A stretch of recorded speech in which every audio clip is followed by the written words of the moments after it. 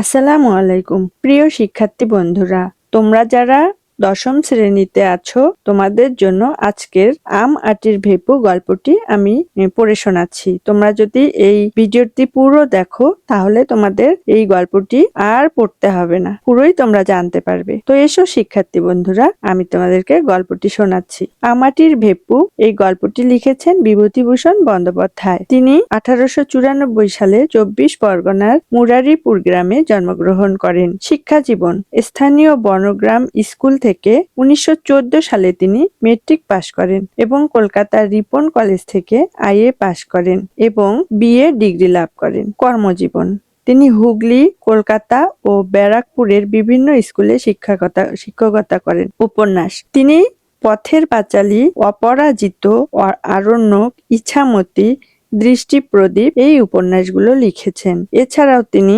মেঘমল্লার, মৌরি ফুল, যাত্রা বদল এই গল্প তিনটি লিখেছেন। তিনি 1950 সালের 1 সেপ্টেম্বর মৃত্যুবরণ করেন। শিক্ষার্থী বন্ধুরা, তোমাদের নৈর্ব্যক্তিক প্রশ্নে এই লেখক পরিচিতি থেকে ছোট ছোট প্রশ্ন আসবে, তাই লেখক পরিচিতিটুকু খুব মনোযোগ দিয়ে পড়তে হবে। চলো তাহলে আমরা মূল গল্পে চলে যাই। সকালবেলা 8টা কি 9টা, হরিহরের পুত্র আপন মনে রোয়াকে বসিয়া খেলা করতেছে। তাহার একটা ছোট্ট টিনের বাক্স আছে, সেটার ডালা ভাঙ্গা। বাক্সের সমুদয় সম্পত্তি সে উপর করিয়া মেঝেতে ঢালিয়াছে। একটা রং ওঠা কাঠের ঘোড়া, 4 পয়সা দামের একটা টোল খাওয়া টিনের ভেপুবাসী, গোটা কতক কড়ি, এগুলো সে মায়ের অজ্ঞাতসারে লক্ষ্মী পূজার কড়ির চুপড়ি হইতে খুলিয়া লইয়াছিল। ও পাছে কেহ টের পায় এই ভয়ে সর্বদা লুকাইয়া রাখে। একটা 2 পয়সা দামের পিস্তল, কতগুলো শুকনো নাটা ফল, দেখিতে ভালো বলিয়া তাহার দিদি কোথা হইতে অনেকগুলি কুড়াইয়া আনিয়াছিল। কিছু তাহাকে দিয়াছে, কিছু নিজের পুতুলের বাক্সে রাখিয়া দিয়াছে। খানকতক খাপড়ার কুচি, গঙ্গা যমুনা খেলিতে এই খাপড়াগুলির লক্ষ্য অব্যর্থ বলিয়া বিশ্বাস হওয়ায় সে এগুলি সযত্নে বাক্সে রাখিয়া দিয়াছে। এগুলি তাহার মহা মূল্যবান সম্পত্তি। এতগুলি জিনিসের মধ্যে সবে সে টিনের বাঁশিটা কয়েকবার বাজাইয়া সেটির সম্বন্ধে বিগত কৌতূহল হইয়া তাহাকে একপাশে রাখিয়া দিয়াছে। কাঠের ঘোড়া নাড়াচাড়া করা হইয়া গিয়াছে, সেটিও একপাশে পিঁজরাপোলের আসামির ন্যায় পড়িয়া আছে।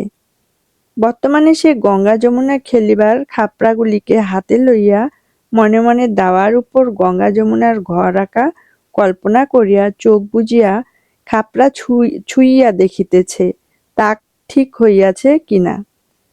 এমন সময় তাহার দিদি দুর্গা উঠানের কাঁঠালতলা হইতে ডাকিল, অপু, ও অপু।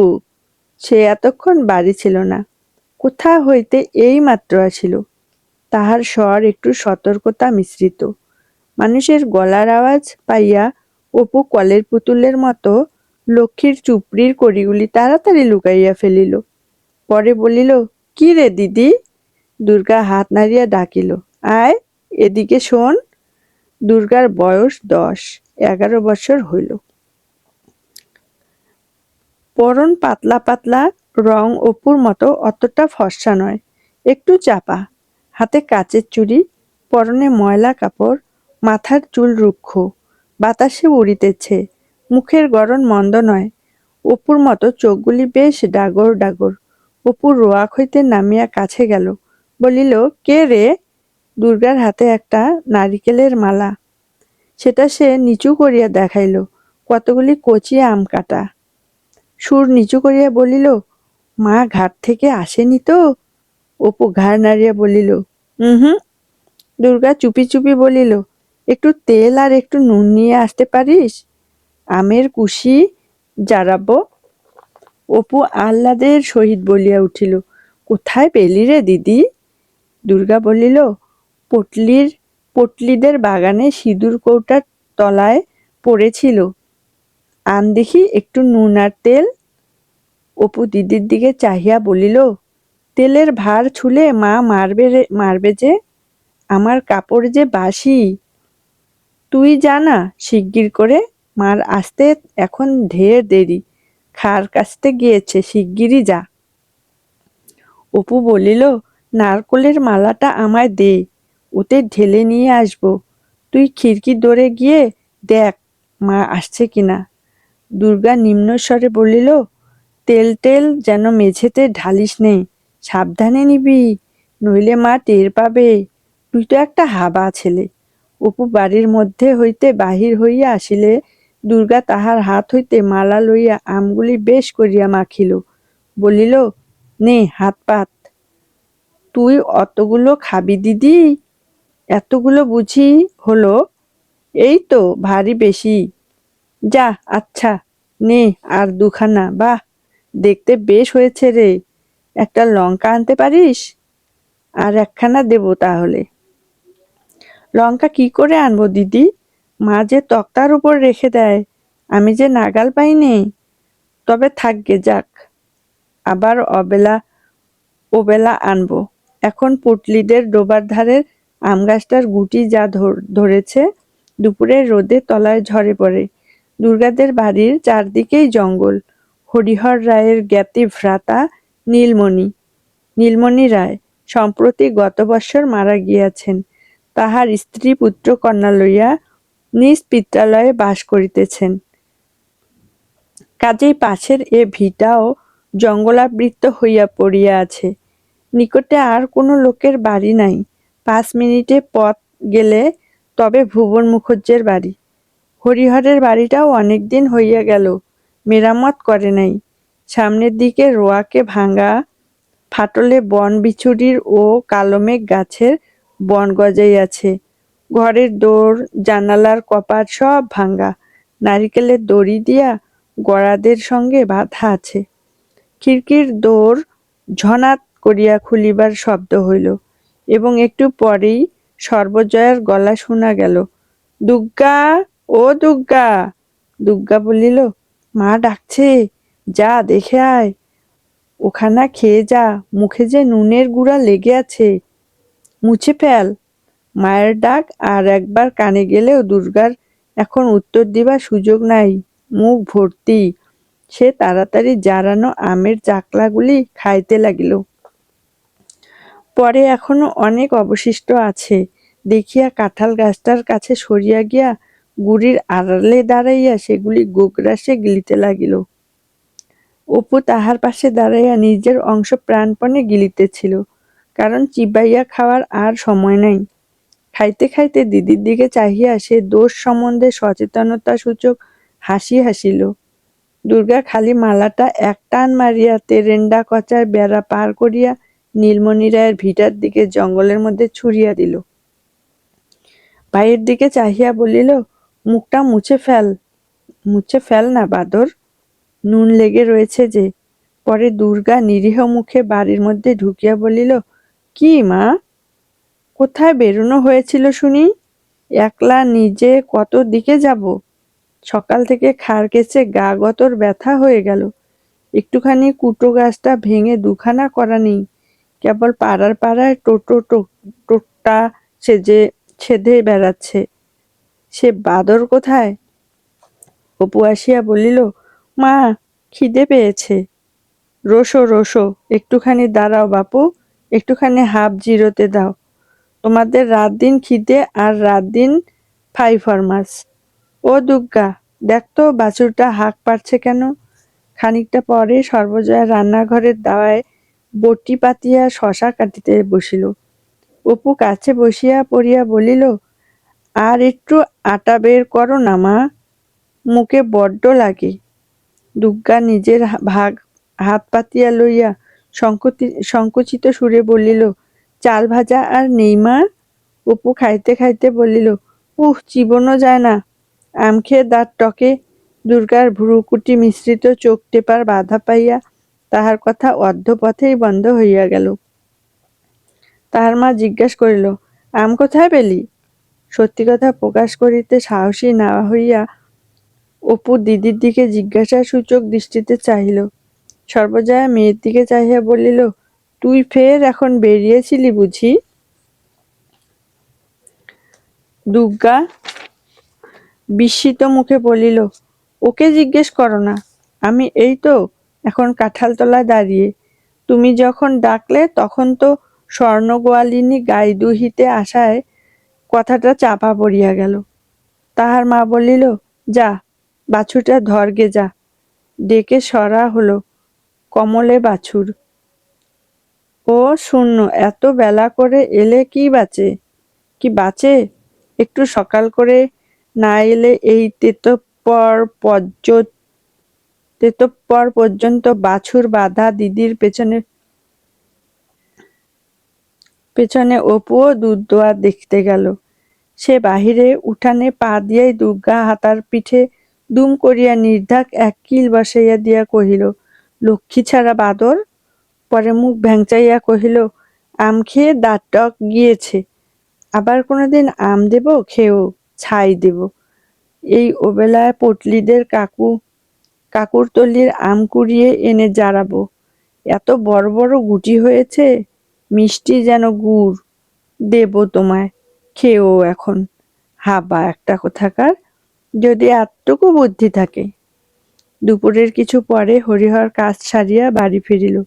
সে আজকাল গ্রামের অন্নদা রায়ের বাড়িতে গোমস্তার কাজ করে।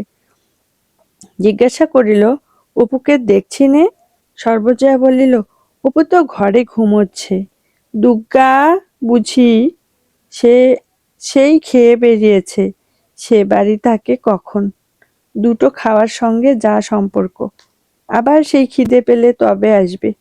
কোথায় কার বাগানে কার আমতলায় জামতলায় ঘুরছে। এই চৈত্রির মাসের রোদ্দুরে ফের দেখো না, এই জ্বরে পড়ল বলে। এত বড় মেয়ে, বলো বোঝাবো কত?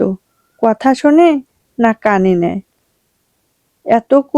এত করে পড়ে হরিহর খাইয়ে বসিয়ে বলিল,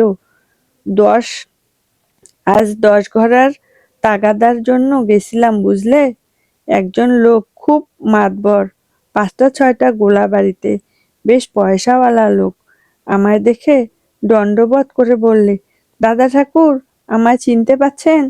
আমি বললাম, না বাপু, আমি তো কই। বললে, আপনার কর্তা থাকতে তখন পূজা আচ্ছায় সব সময়েই তিনি আসতেন, পায়ের ধুলো দিতেন। আপনারা আমাদের গুরুতুল্য লোক। এবার আমরা বাড়ি শুদ্ধ মন্তর নেব ভাবছি। তা আপনি যদি আজ্ঞে করেন তবে ভরসা করে বলি, আপনি কেন মন্তরটা দেন না?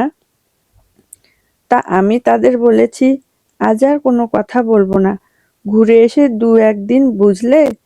সর্বজয়া ডালের বাটি হাতে দাঁড়াইয়াছিল, বাটি মেঝেতে নামাইয়া সামনে বসিয়া পড়িল। বলিল, হ্যাঁ গো, তা মন্দ কি? দাও না ওদের মন্তর। কি জাত? হরিহর সুর নামাইয়া বলিল, বলো না কাউকে। সদগোপ, তোমার তো আবার গল্প করে বেড়ানো স্বভাব। আমি আবার কাকে বলতে যাব? তা হোক, সে সদগোপ দাও। গিয়ে দিয়ে এত কষ্টে যাচ্ছে, ওই রায়বাড়ির 8টা টাকা ভরসা, তাও 2-3 মাস অন্তর তো তবু দেয়। আর এদিকে রাজ্যর দেনা। কাল ঘাটের পথে সেজে ঠাকুরন বললে, বৌমা, আমি বন্ধক ছাড়া টাকা ধার দেইনি, তবে তুমি অনেক করে বললে বলে দিলাম। আজ 5 মাস হয়ে গেল, টাকা আর রাখতে পারবো না। এদিকে রাধা বোষ্টমের বউ তো ছিঁড়ে খাচ্ছে, দুবেলা তাগাদা আরম্ভ করেছে। ছেলেটার কাপড় নেই, 2-3 জায়গায় সেলাই। বাছা আমার তাই পরে হাসি মুখে নেচে নেচে বেড়ায়। আমার এমন হয়েছে যে ইচ্ছে করে একদিকে বেরিয়ে যাই। আর একটা কথা বলছিল, বুঝলে, বলছিল গায়ে তো বামুন নেই। এমনই যদি এই গায়ে উঠে আসেন তবে জায়গা জমি দিয়ে বাস করাই, গায়ে 1 ঘর বামুন বাস করানো আমাদের বড্ড ইচ্ছা। তা কিছু ধানের জমি টমি নিতেও রাজি। পয়সার তো অভাব নেই। আজকাল চাষাদের ঘরে লক্ষ্মী বাঁধা, ভদ্রলোকের ঘরে পড়েছে হা ভাত জো ভাত। আগ্রহে সর্বজয়ার কথা বন্ধ হইবার উপক্রম হইল এক্ষুনি। তা তুমি রাজি হলে না কেন? বললেই হতো যে আচ্ছা আমরা আসব। ওরকম একটা এক বড় আশ্রয় এ গায়ে তোমাদের আছে কি? শুধু ভিটে কাপড়ে পড়ে থাকা। হরিহর হাসিয়া বলিল, পাগল, তখনই কি রাজি হতে আছে? ছোটলোক ভাববে ঠাকুরের হাড়ি দেখছি শিখেই উঠেছে। উহু, এতে খেলো হয়ে যেতে হয় তা নয়। দেখি একবার চুপি চুপি মজুমদার মহাশয়ের সঙ্গে পরামর্শ করে। আর এখন ওঠ বললেই কি ওঠা চলে? সব বেটা এসে বলবে টাকা দাও, নইলে যেতে দেব না। দেখি পরামর্শ করে কি রকম দাঁড়ায়। এই সময়ে মেয়ে দুর্গা কোথা হইতে পা টিপিয়া আসিয়া বাহিরে দুয়ারের আড়াল হইতে সতর্কতার সহিত একবার উকি মারিল এবং অপর পক্ষ সম্পূর্ণ সজাগ দেখিয়া ওধারে পাঁচিলের পাশ বাহির বাটির রোয়াকে উঠিল। দালানের দুয়ার আস্তে আস্তে ঠেলিয়া দেখিল উহা বন্ধ আছে। এদিকে রোয়াকে বাটির রোয়াকে উঠিল। দালানের দুয়ার আস্তে আস্তে ঠেলিয়া দেখিল উহা বন্ধ আছে। এদিকে রোয়াকে দাঁড়ানো অসম্ভব, রৌদ্রের তাপে পা পুড়িয়া যায়। কাজেই সে স্থান হইতে নামিয়া গিয়া উঠানের কাঁঠাল তলায় দাঁড়াইল। রৌদ্রে বেড়াইয়া তাহার মুখ রাঙা হইয়া উঠিয়াছে। আঁচলের খুঁটে কি কতগুলো যত্ন করিয়া বাঁধা। সে আসিয়াছিল এই জন্য যে যদি বাহিরের দুয়ার খোলা পায় এবং মা ঘুমাইয়া থাকে তবে ঘরের মধ্যে চুপি চুপি ঢুকিয়া একটু শুইয়া লইবে। কিন্তু বাবার বিশেষত মার সামনে সম্মুখ দুয়ার দিয়া বাড়ি ঢুকিতে তাহার সাহস হইল না। উঠানে নামিয়া সে কাঁঠাল তলায় দাঁড়াইয়া কি করিবে ঠিক করিতে না পারিয়া নিরুৎসাহভাবে এদিক ওদিক চাহিতে লাগিল। পরে সেখানেই বসিয়া পড়িয়া আঁচলের খুঁট খুলিয়া কতগুলি শুকনো ররা ফুলের বিচি বাহির করিল। খানিকক্ষণ চাহিয়া থাকিয়া সে আপন মনে সেগুলি গুনিতে আরম্ভ করিল। 1, 2, 3, 4, 26টা হইল। পরে সে 2-3টা করিয়া বিচি হাতের উল্টা পিঠে বসাইয়া উঁচু করিয়া ছুঁইয়া দিয়া পরে হাতের সোজা পিঠ পাতিয়া ধরিতে লাগিল। মনে মনে বলিতে লাগিল, অপুকে এগুলি দেব, আর এইগুলো পুতুলের বাক্সে রেখে দিব। কেমন বিচিগুলো, তেল চুকচুক করছে। আজই গাছ থেকে পড়েছে, ভাগ্যিস আগে পেলাম, নইলে সব গরুতে খেয়ে ফেলে দিত।